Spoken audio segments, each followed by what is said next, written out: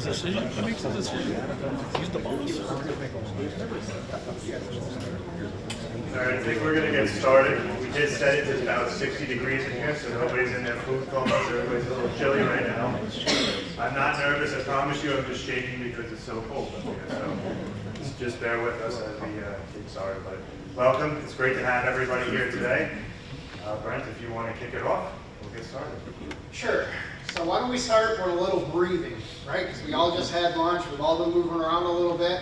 So what I'm going to ask everyone in the room to do to start out, we're going to breathe in through our nose for 4 seconds. Ready? And then out for 4. All right. My name is Brent Schlafer. I have the honor to tell you that for the first time ever in Allegheny County Sheriff's Office, we have a wellness coordinator. I am that person now. That is, I take a lot of responsibility. I'm very humbled by all of that, and I'm very grateful. So is there any other wellness officers in the room or any other wellness coordinators in the room? Oh, that's great. 1, 2, well, 4. When I first started in this career, guess how many there were? 0. So we're making progress, right? All right, so hello everybody. My name is Justin Francis. I am a sergeant in the Suffolk County Sheriff's Office. It's still weird to say sergeant. I just made sergeant last week, so I'm still not used to the title. But I've been out in the Sheriff's Office for 14 years. I started my career in the Riverhead Jail, worked my way up into the Sheriff's Emergency Response Team, also now known as the Sheriff's Emergency Services Unit. I've had the pleasure of becoming an IDC instructor. I teach a lot at the academy now, patrol rifle training, EMT training. I've been provided a lot of opportunities in my career to better myself, and I never thought that, in my 12th year we'd have a wellness unit. That I'm so fortunate to have supervisors and administrative staff that supports officer wellness and understands the importance of having these programs in our agencies. So in Suffolk County, we have Dr. L.D. Toulon Jr. as our sheriff. And as I mentioned, Sheriff Toulon created the wellness unit back in December of 2022. It consists of now 3 correctional officers and 1 deputy sheriff. I am the part-time supervisor in the wellness unit. We're overseen by the Academy Bureau with Lieutenant Cotter and Deputy Warden Walsh. So again, it's very important, especially for a functioning wellness program, to have the buy-in and support from the administration up top. We have about 850 correctional officers, 250 deputy sheriffs, and about 100 sworn professional staff members that we also help bring services to. Hey, my sheriff is Scott Cicerello. He's a retired state trooper investigator. He also supports wellness. He supports what we do. Just to show you a difference in comparison between Suffolk County and Allegheny County, we're about an hour and a half south of Buffalo. We have probably 73 officers. So you just heard his numbers, and you heard our numbers. We have 8 part-time wellness officers that work with me on a regular basis. We hold events. We're trying to saturate our environment at work with all these positive things that we have going on for our guys. But without proper leadership, that's how far do you think wellness programs go? They don't go very far at all. So I want to share with you a personal story of why I'm in the room today. I think it's very important that you understand my why and why I'm here. I'm here talking to you about wellness because I had an officer that I worked with. This officer was an Eagle Scout. Anyone know what an Eagle Scout is? Right, you know how hard it is to become an Eagle Scout when you're a kid? It's for Boy Scouts. You have to do these huge, massive projects. There's time restraints on them, and you have to do a lot of teach-backs. This officer was also a vet. He went and served our country. This officer was also a paramedic, and he was a volunteer fireman while he held rank as, I believe, a lieutenant in his volunteer fire department. And he also worked at the sheriff's office. You guys picking up, this guy did a lot of community service. He understood what that was. And whenever you asked him how he was doing, guess how he replied? Yeah, he said, okay, I'm fine. Okay, I'm fine, how are you? That's how he would always say it. He was also going through a divorce. He's probably 10 years on the job. One of his situations was that he was financially wanted to supply more money to his wife, that he was trying to keep his marriage working. So he started working 16-hour shift after 16-hour shift. He did this for probably a year or two. And one day, I'm going to work and I walk by his car. And I hear, "Meow, meow." Is it okay if I swear in here? I'm like, I'm hearing fucking cats meow. This is really weird, right? So I look around his car and I'm hearing, "Meow, meow." And I look in the back seat and he's got his window down, he's got a cardboard box and there's kittens in there. And there's water and food. So I go into the office and I go up to this officer and I'm like, "Hey, you got a bunch of kittens in the back of your car." And he's like, "Yeah, I'm living in a camper now at a campground, and I saw these kittens that were straying next to a tree." And I said, "Hey, are you really doing okay?" And guess how he replied? Yeah. I'm just going to fast forward. 4 of our officers gave him CPR when he had a heart attack. They did not pronounce him dead at our office. You know where they pronounced him dead? At the hospital. Guess who checked in on those officers? The ones that gave my brother CPR. And they know that they weren't successful. One of them was a supervisor. You know who did? I did 5 years later. Is that effective leadership? It's not effective leadership. Now you understand why I'm in the room here talking to you about wellness today. Because we have to be better. And that responsibility falls onto every single one of us in this room. Because I could have done more. I could have checked in more. I could have let into resources. I'm never going to make that mistake again. That's why I'm here. That is my why. And that's why I'm talking to all of you. And I'm not going to stop. It's that important. So today we're bringing in a little bit of a combination. We're 2 different counties that are many miles apart, but we've been working together now for over 2 years. Brent has an extraordinary program. He is an unlimited list of resources, and we've come to each other for help because we know that helping others, we're taking these burdens in our wellness programs, but we've kind of lost track of who do we go to when we need help, and we've developed that relationship now with each other. You know, I have my friends that I can rely on, coworkers that I can rely on, but it's just a different understanding when you're running these programs. So today we'll talk a little bit about building these wellness programs, and then we have some samples of what we teach to our officers, whether it's nutrition, stress management, burnout prevention, hydration. My favorite is sleep management. When we talk about sleep management, who at least gets 8+ hours of sleep a night? Show of hands. God, what are you doing? How are you getting 8 hours of sleep a night? I don't have kids. Right? So it's pretty much no, but the majority is always low. So we'll talk a little bit about that, and we'll show how we teach this in our wellness units. And then at the end, we'd like to kind of just do an open discussion to the group about if anyone has interest in building their programs, how you can reach out to us to get that information. So our objective, we want to leave you guys with information that you can put right into practice right now, today, and that you can take back and talk about. So that's one of our main objectives. We're going to focus on mental health purposes, physical well-being, social concepts, mindfulness, and seeking help. We're going to talk about stress and the 8 dimensions of wellness. Who's heard of the 8 dimensions of wellness? Got quite a few. Yes, Samson's 8 dimensions of wellness, and it's something that you can utilize to bring that into your wellness programs. We start at the academy level. The best way to introduce wellness is at the academy with brand new, fresh recruits, because it's a little bit harder when you have more senior officers on, that 10 to 15 and higher, who really might not understand why you're bringing in a wellness program. So it's much easier to start with the recruits, and we develop with the 8 dimensions of wellness and start that over with them. For an example, with our program at the Academy, Wellness Unit will attend most PT sessions that the recruits go through. They usually have 1 to 2 to 3 sessions a week, whether it's a long run, some type of lifting session, whatever it is, we're with them on their lifting sessions. We bring in financial advisors, T. Rowe Price, deferred comp. We bring in Suffolk Credit Union over by us to talk about savings and loans. We bring in our chaplains unit for spiritual guidance for them. life insurance policy. So we try and tackle every dimension with our recruits throughout their 3-month academy to let them know that, hey, the wellness unit is here for you to help, and if there's anything that you need, even though you're a recruit, you can reach out to us for that assistance. I just want to add to what Justin's talking about. There's an 18, I teach in both the police academy, I also teach in the corrections academy. Everyone knows in the police academy, you have 16 hours of wellness that's mandated in that academy.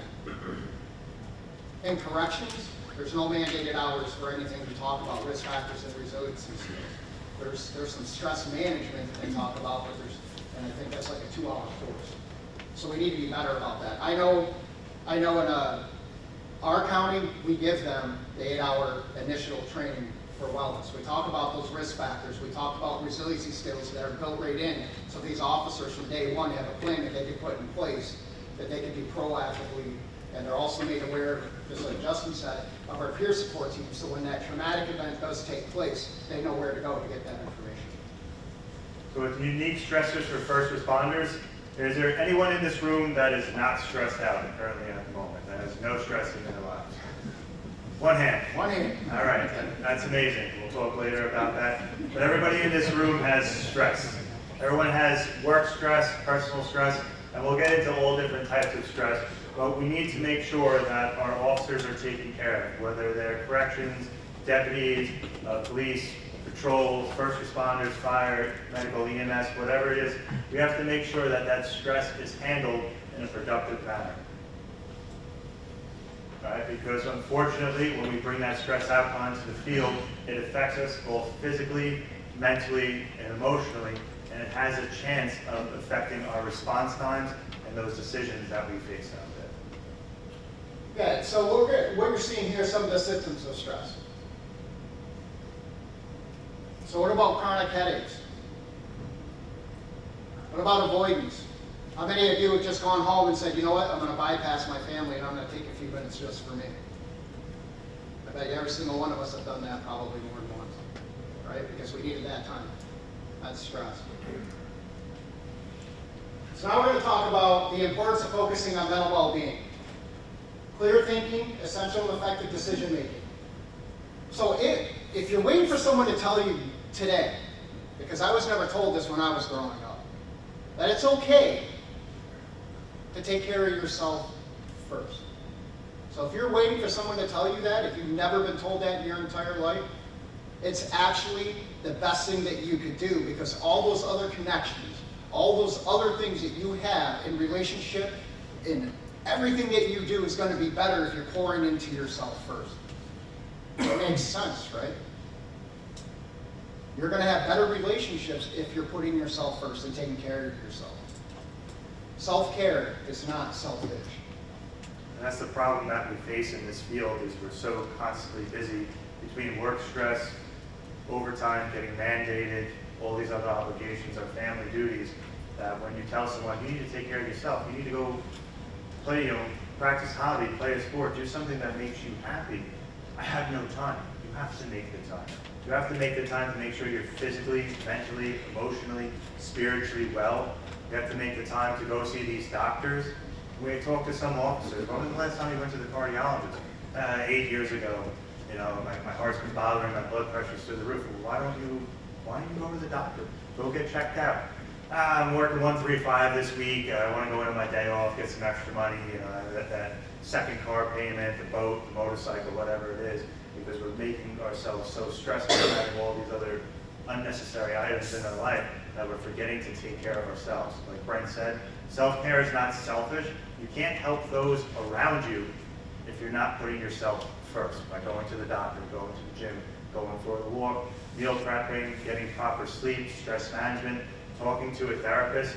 Everybody that's in these fields should be utilizing a therapist to go and talk to unload that burden off of your shoulders.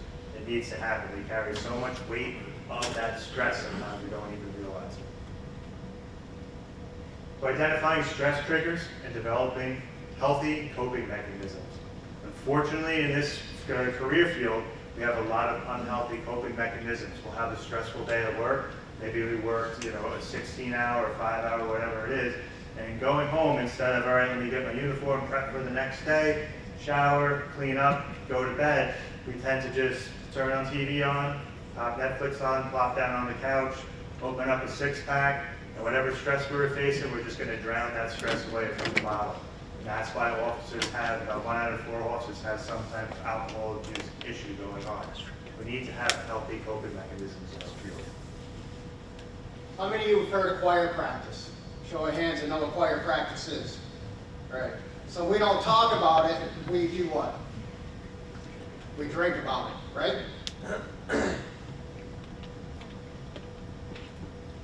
So some healthy coping mechanisms that we want to deal with: stress, a healthy diet. This is something that anybody and everybody can do.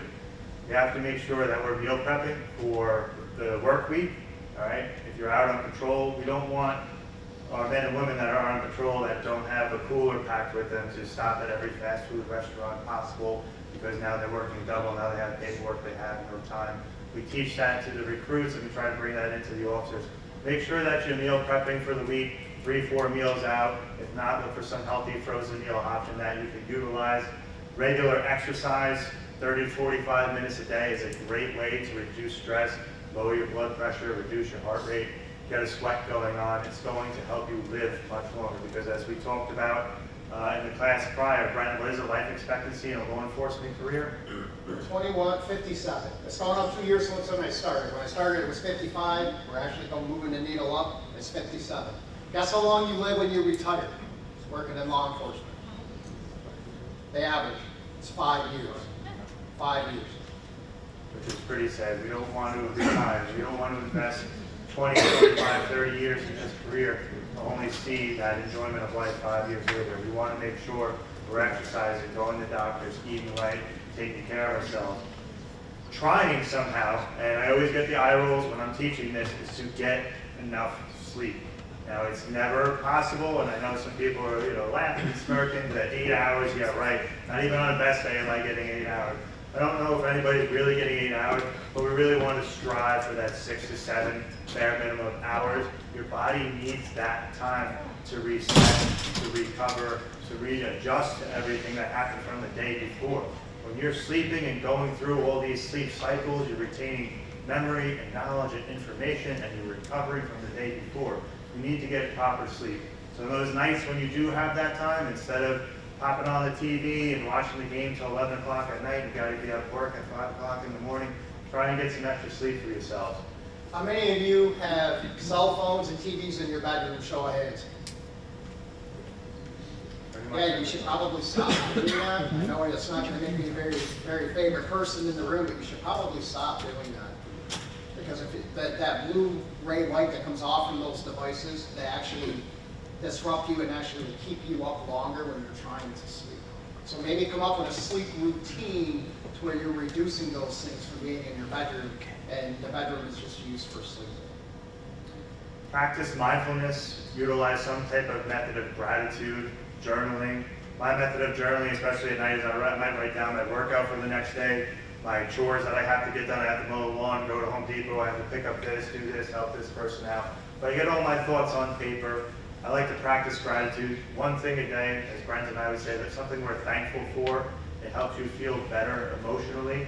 And spending that time with family and friends. We need a social support system outside of our jobs, people that we can go to rely on, to talk to lean on when we're going through a tough time.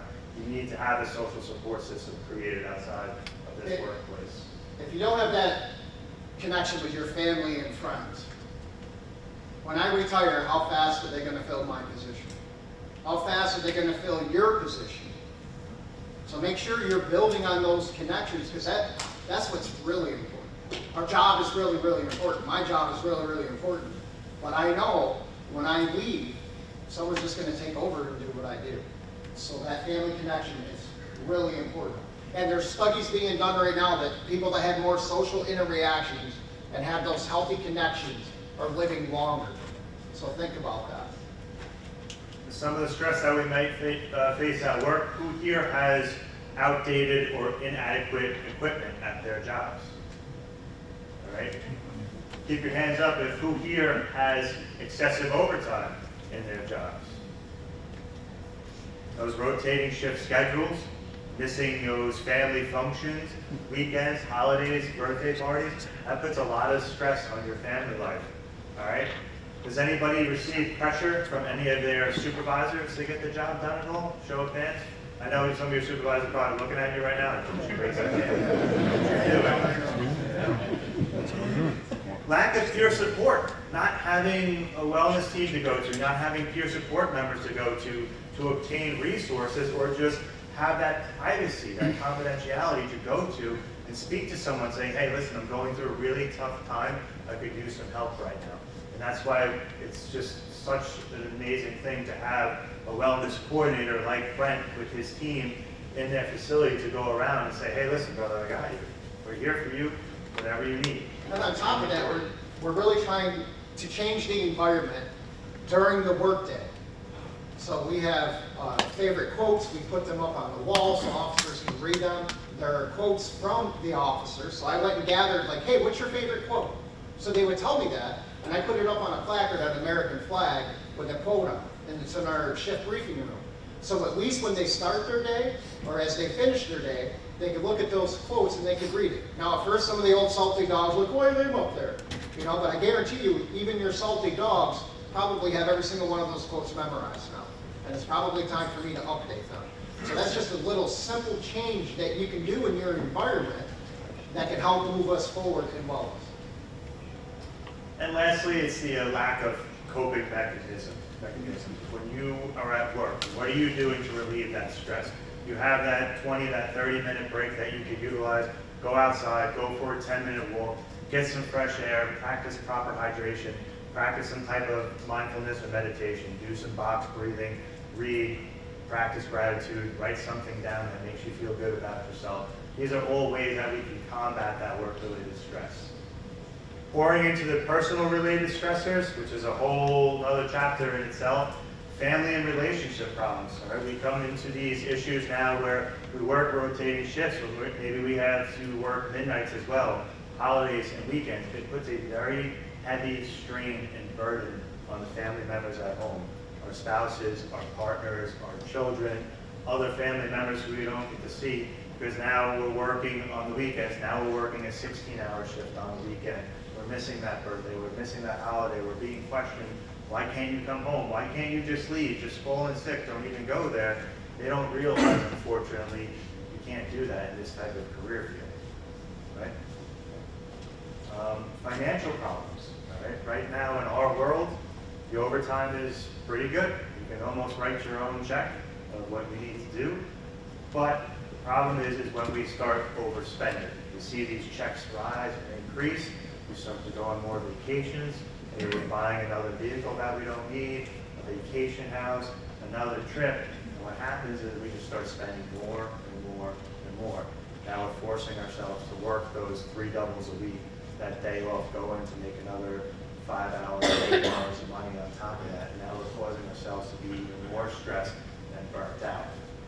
We're not taking care of ourselves. Why are we not taking care of ourselves? Because now we're at work. Now we're at work 3 times a week more than we should have been. Now we're canceling that doctor appointment. Like, I could do that 3 right now, and I can make a few $100 extra bucks, which will pay off that bill, so then I'll be good to go for next week. So you know what? Don't even worry about it. I don't need to go to the cardiologist anyway, it's not a big deal. But half the problem in law enforcement, the reason why we're dying at such an early age, is from heart disease, heart attacks, high blood pressure, high cholesterol, strokes. We're facing all these heart health issues, yet for some reason, we're not going to the doctor. It makes no sense of why we wouldn't go to the doctor once a year to get checked up when that seems to be what's taking us out.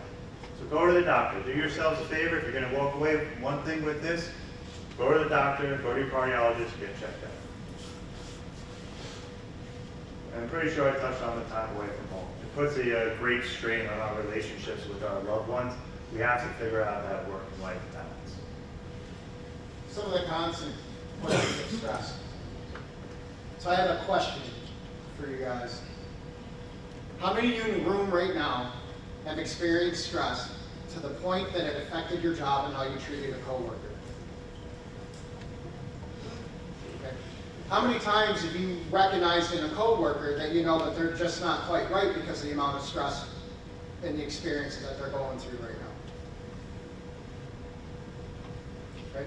That's why these wellness programs are so important, and especially the ones that are proactive to help combat these things, so we can start better taking care of each other. Because who's going to better take care of us? Who are we waiting on to do it? It's us in this room right now. That's who's going to take care of us, right? We have to give ourselves that responsibility. First we take care of ourselves, and then the next thing we should be doing is what? Taking care of others. That's cynicism. This is something that we talk about. When we first enter the academy and start a new job, everybody's very happy-go-lucky. They're excited to be there, to work hard, make money, and get started. But what happens from year 1 to year 10? How do we start that idealistic rookie all the way down to that cynical veteran? We have to look into those years in between to find out why we're turning into that cynical person, why we're a pessimist, why we're salty and grumpy all the time, instead of embracing, wellness and embracing this career that has given us so much. How many of you have been lied to in the room multiple times? Show of hands. You don't think that qualifies for some of the things that we're talking about right now? Do you think your worldview has changed since you've been in law enforcement because of the environment that you're constantly in? Absolutely it has. Where do all of you sit when you go out to eat? Back to the wall. Right. Facing the door. And what are you doing? You're probably scanning the room and you're saying, well, if this happens, I'm going to react that way. That's called hypervigilance. How do we shut that off? But when you're with your family and you're out, you should probably be working on trying to shut that down. Because being on all the time is not a good thing. I don't think I've even mastered shutting down that level of hypervigilance, whether you go to the gas station or a restaurant, you're on vacation in Disney World, and you're still looking around. Your spouse has got their bag on the side, where's my wallet, my phone, who's too close to me, that person looks a little suspicious. It's all this all the time. That hypervigilance is what's causing that cortisol to be constantly pumped throughout our bodies. It's causing all that stress onto our heart. We're waking up stressed out, we're going to bed stressed out, and that's what's ending our lives too early. Alcohol and substance abuse problems. Like I mentioned, 1 out of 4 law enforcement officers has some type of issue with alcohol and abuses. The same thing with substance. About 20 to 30% of us abuse some type of substance. That's to ease that stress and numb that pain from all the trauma that we've witnessed on a daily basis. We need to figure out better ways to handle that stress. We just talked about trauma. I'm going to jump in real quick. The general population experiences 1 to 2 traumatic events in a lifetime. You know how many traumatic events we're exposed to working in law enforcement? In any field. Hundreds. It's hundreds. So let's just say, geez, what's a Tuesday for me that we're going to crack a joke about, right? That you guys would probably all crack a joke, because we really are a couple clicks off of working in this field. You guys do understand that, right? You're not surprised by that. Yeah. But if we go to seek help and we go to a clinician that is not competent enough to deal with the amount of traumatic events that we're bringing to the table, because we already know that probably their education is based on the average person, which is 1 to 2 traumatic events, but here we are, and we're finally going, and we're going to unpack hundreds. So you need a clinician that is competent in dealing with the amount of trauma that we are exposed to. Marital and family problems. In the United States, the divorce rate's about 53.2%, I believe. Brent, what's it in law enforcement? In law enforcement, 75% the first time, 85% the second time. However, if you are married to someone that works in law enforcement, guess what those statistics do? They go up, but only until the first 5 years. If you can make it past 5 years with someone that works in a similar field than you, then you should be good to go. So that's the good news. And I can say that I was one of those statistics, but it was not my fault. So anyway. That's what he says. PTSD and depression is about 3 to 4 times higher in the law enforcement community. It's even higher than those that have actively served in the military. Because if someone did one tour 4 years, you're doing your tour day after day, year after year, 20 years, 25, 30 years. So you're constantly witnessing traumatic episodes throughout your career. That's why these levels are so high. And as I mentioned, heart problems, heart attacks, weight gain, diabetes, obesity are all negative health factors that affect us in these careers, and we have to make sure that we combat against. And lastly, suicide. It's something that we have to talk about. It's something that we've all, experienced, whether it's a friend of a friend or a family member. The rates of suicide in law enforcement are way too high because we don't talk about it, because of that stigma that surrounds law enforcement. We need to have those open discussions about it, ways to prevent it, and what to do when somebody's in trouble and experiencing it. We have all these resources to utilize, and most people just say, here you go, fix it, do something with it. We need to figure out ways to talk about it, be out in the open, and be able to help our brothers and sisters when they're going through a crisis. That check-in, you guys just checking in on someone, could really make an impact that you may never understand. So don't ever be afraid just to be a good human and check in. So ways to deal with that stress, just quickly as we mentioned, short term, go for a walk, use that tactical box breathing, 4 seconds in, hold, 4 seconds out, hold that again. That's a great way. It's going to lower your blood pressure, it's going to reduce anxiety, lower your heart rate, especially if you're having a hectic day at work. You can go into the bathroom, the locker room, even your patrol car. Close your eyes, practice some deep breathing, exercise, eat well, practice mindfulness, utilize your social support system, especially if you're somebody that, say, has to work a lot of midnights. Your family members understand when you come home, you need a cool, dark room to go to. Mom, dad, your partner, whoever needs that space for quiet, for peace, to be able to get that, hopefully, 7 to 8 hours of rest. So finding purpose in policing. I know when I started, I've been on the job 23 years, getting really close, I'm excited about that. But I would press my uniform, I would shine my shoes, and I would call everyone by their proper last name, and I would stand. I really wanted to do a good job. I really wanted to take every bit of information in on the new things. Even the things people didn't want to do, I wanted to know about it.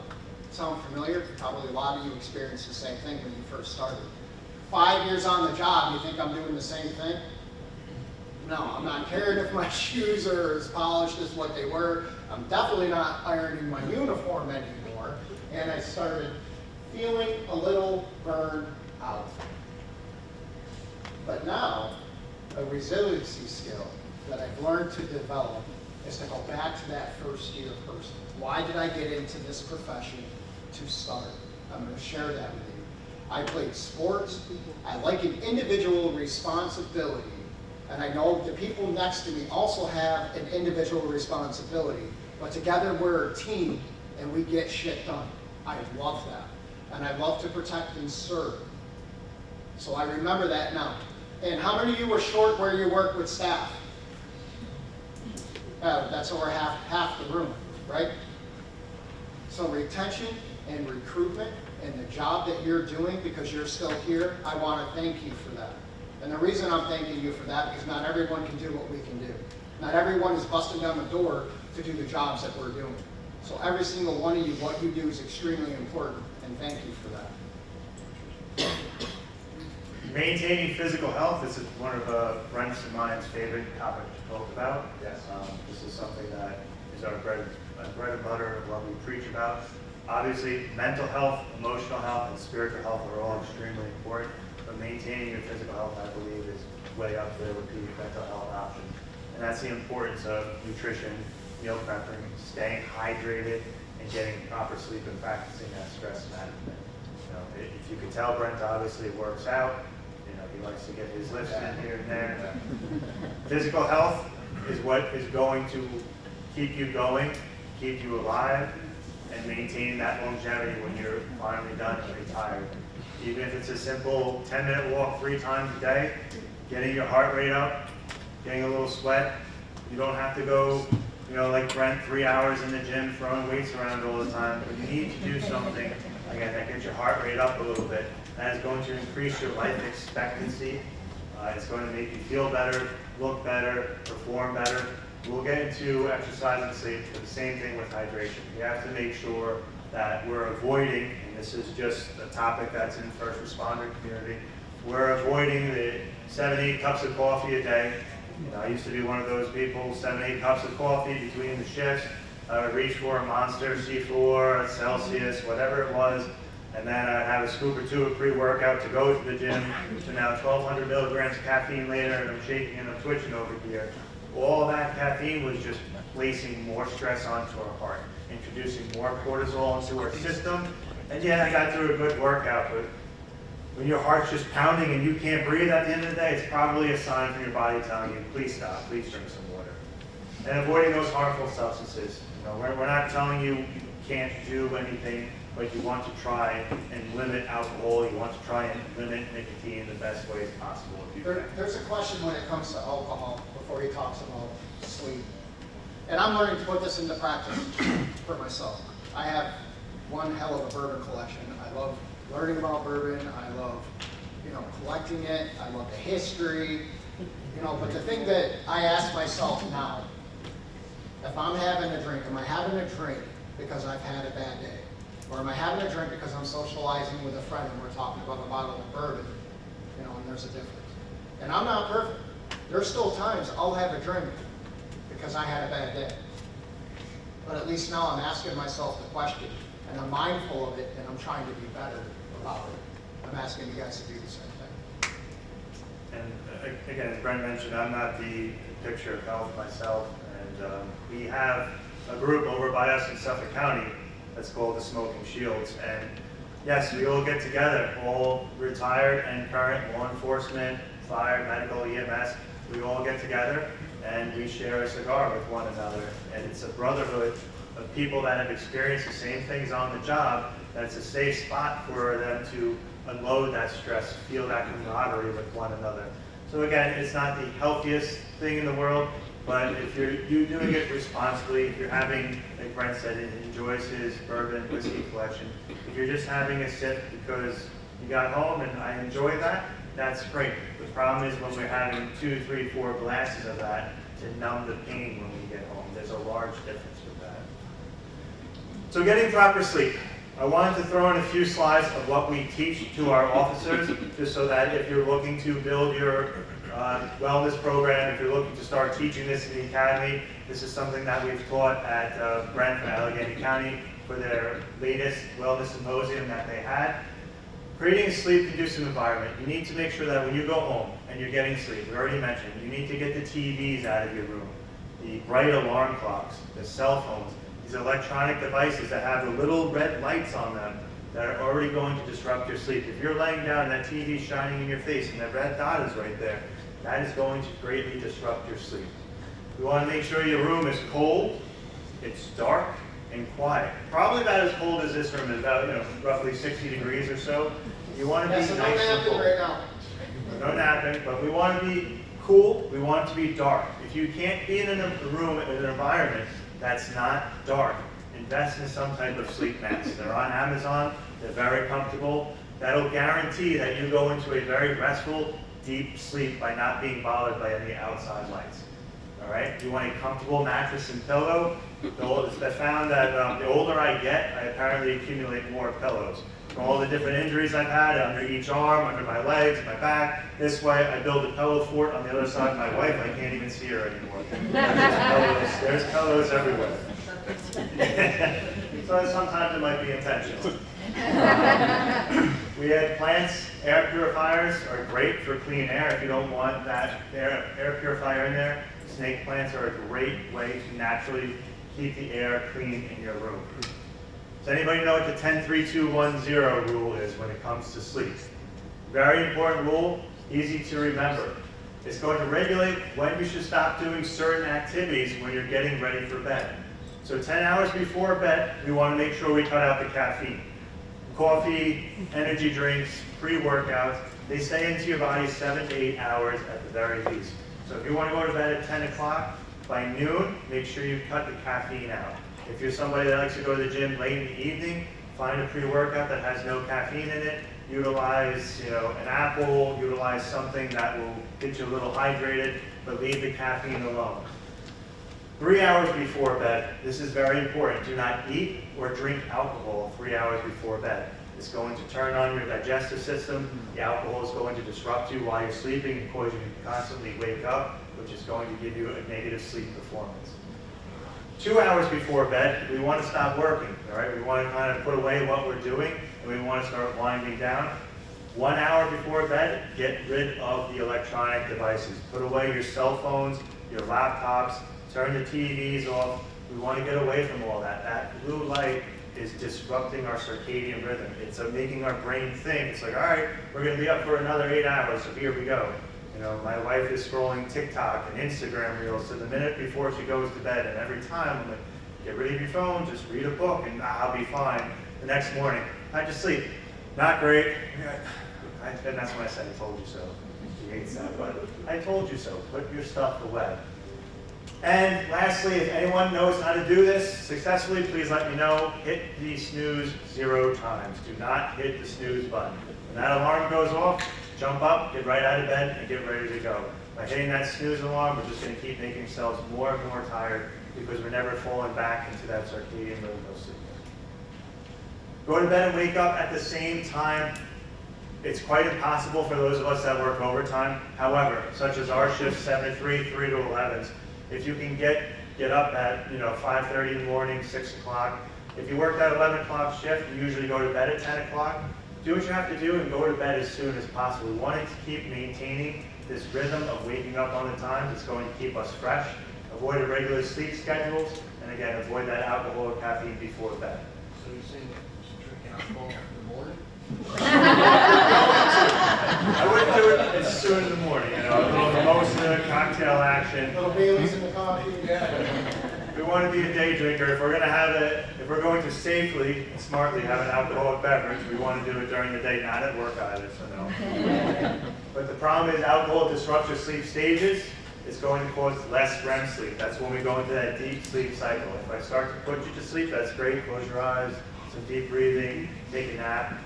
Alcohol aggravates snoring. It's going to obstruct your sleep apnea symptoms. It relaxes those muscles, which could potentially close your airway. It affects your body's internal clock and wake cycles. Again, 3 hours before bed. Preferably wouldn't do it when I first wake up in the morning either. Much better during the day. So Staying hydrated. Yeah, the benefits of staying hydrated. How many of you in the room drink enough water? Gallon Someone give me an a day. example. Yeah, about a gallon a day is what we're supposed to be drinking. How many of us get a gallon of water a day? I try to most of the time. Our bodies are made up of what? Roughly that 70% water. It's somewhere around there.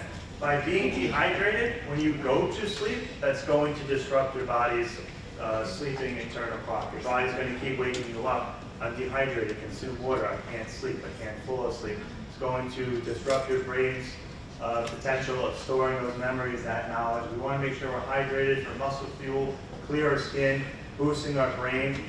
I hear it all the time from my wife. I have a headache. I said, did you drink water today? No. Maybe you should drink some water. Drinks water, feels a little bit better. We're made up of a lot of water. Drink your water to avoid a lot of that. Remove the toxins. Get rid of that fatigue. So the power of social support, connecting with others. You heard me talk a little bit about that earlier. But how many of us are really making it intentional to have social connection outside of the work environment? It's something that, I'm getting way better at it now. So what I started to do with our guys at work is that we have the team of us, and this is open to all officers, you guys are all invited, that we try to put events on. So we do a lot of community engagement work. What I do is I go and I talk to them, I give them a brief rundown about our risk factors in law enforcement, how we, live 21.9 years less, how rifle rates are went, how suicide rates are high, how divorce rates are high, how we drink a lot, and the first thing they always say to me is, well, how can we help? I say, well, I don't want your money, right? Because that creates a big problem. I don't want any of your money, but can we collaborate and work together and put on an event that we can invite our officers to? Our wellness program is incentive-based. It's based for the officer, but the incentives extend to the family members too. So this coming Sunday, if you guys want to make a trip to Allegheny County, you can. We have a restaurant by us that's called Off Duty.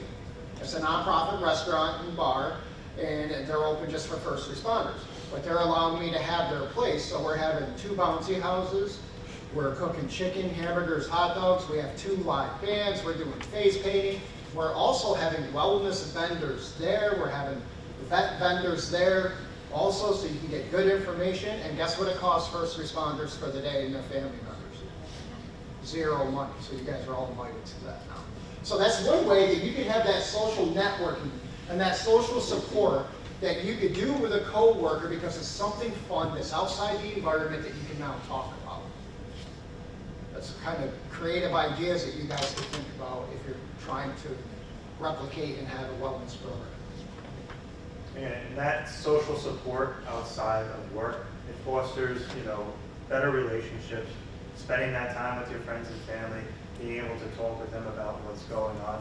It's just not only great for our physical health, but our emotional health as well, because we need that, right? We need people that we can go to and rely on, because we experience a lot of these traumatic events. And sometimes we feel like we have nobody to talk to. We don't want to talk to someone at work because of the stigma that surrounds mental health, and we're afraid that that's going to get out. But we need somebody that we can go to, that we're comfortable with, to rely on through these tough times. We already experienced a little bit of that box breathing, and this is something great to utilize. I love teaching this to the recruits, that inhale, hold, exhale, and hold 4 seconds over, as many times as you want to do it, to ease that anxiety, lower your heart rate, lower that blood pressure. How is mindfulness helping with coping with all of this? What can we do with it? Practice deep breathing, meditation. Some people say meditation doesn't really work for them.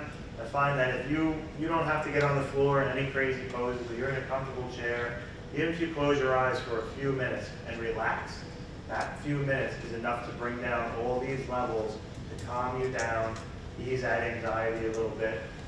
Other mindfulness stress reduction techniques: prioritize self-care, self-compassion. Put yourself first. It's not selfish, as we talked about. If you can, if you're able to, some of us that work in facilities, it might not be as easy, but take a break. If you're at the computer all day, get up, hydrate, walk outside, the sun's out, get some fresh air, a 5-10 minute walk, kind of resets everything, and get back in and start the day again. It is a sign of strength if you have too much on your plate, because sometimes that happens to all of us, right? And if we're being honest, we can say, yeah, there's times my life's been heavy. A lot of the statistics that you heard us talk about up there. I was actually the angry guy at work, and now I'm the wellness coordinator. I kind of come from a circle, right? There are times in our lives that it's okay to go to that outside person who's professionally trained that can help us. It's actually a sign of strength to do so. Remember how I said earlier that pouring into ourselves and our own self-care is the most important thing that you can do. Because it's only going to build and make all those other connections that you have that much better. And sometimes we need help getting there. Brent and I both share similarities in our career. We were both on that emergency response team, dressing up in the riot gear, going through countless cell extractions. I had a nasty cell extraction. It was a small mini riot back in 2018 that we responded to. Not getting too graphic, but the inmates covered the day area, the tears, urine, feces, blood, toilet water. And performing this cell extraction was quite difficult. We all went in. We were able to successfully control the situation, but I went down to the ground at one point, got back up again, did my thing, changed my uniform of all the, excrements that I was covered in. And as I'm sitting there typing up my report, I go to stand up and I fall back down again. At the time, I didn't realize I completely tore my ACL, my meniscus. It was just kind of hanging there a little bit, and I looked down. It was the first time in my life that I really had like a serious injury like that. I like to go to the gym. I like to play sports and basketball and football and everything. And when going through that surgery, I was like, wow, you've seen football players not come back from ACL tears and stuff, and I was really, really upset. I was really taken down a notch from that. I'll never be able to work out, squat, deadlift again, or do certain things like that. And I definitely was upset by that, and I was a little low at that moment from that injury. And fortunately, we had a lot of people at the job that reached out, checked in, stopped by, recommended certain places to go to physical therapy to kind of build yourself up and get back there again, which eventually I did. And that's extremely, extremely helpful. And that's why we have these programs. We have constant contact programs with our wellness unit, with our wellness team. If an officer is injured, they're sick, they're ill, they're in the hospital, they had a baby, a family member passed away, whatever it might be, we always try and be there for that person. And we contact them that week, the next week, a week and a half later, a month later, until they finally say, I'm fine, leave me alone. I'm like, all right, I take the hint. You're fine, okay, that's great. But we always try and maintain contact, even with our retired members. Because sometimes, once you retire, what happens? You're not with the family anymore. You're kind of out of the picture, and they feel like they're forgotten about. So we even try and maintain contact with our retirees, like Brent does as well, which is extremely important. So I hope everybody kind of can take away a little bit from the wellness programs. It's something that is only building up more strength currently at the moment in time. These wellness programs now are becoming mandated to have. I think they're extremely important for us to have. Yeah, so I'm going to leave you guys with this. You have Office A. Office A, you go to work, you get your assignment, you get through your day, you go home. You have Office B, they have a wellness program. They also have a peer support team for that traumatic event. It's incentive-based for you to better take care of yourself in proactive ways, and the incentives extend to the family members. Show of hands who wants to work at Office A. Show of hands who wants to work at Office B. People want to go where they're cared for. With that being said, does anybody have any questions about starting, building, maintaining a wellness unit? Any peer support team questions? I know everybody's starting to come out of the food coma a little bit. Looking forward to getting out of the fridge right now. It feels a little warmer in the room, so thank you for that. If there are no questions, if you want to come up and speak to myself and Brent for a little bit, if you're interested, I have a few challenge coins and patches if anybody wants one to trade or share or whatever, have any other wellness related questions. Please take a picture of our information, reach out at any time, cell phone, email, and again, thank you very much, I appreciate it.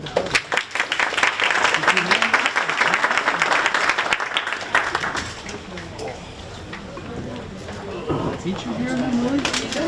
Here, go ahead. Huh? Consider you here? No. That's what they're saying, it's insurance. Doing a good job. Freaking the whole fucking thing.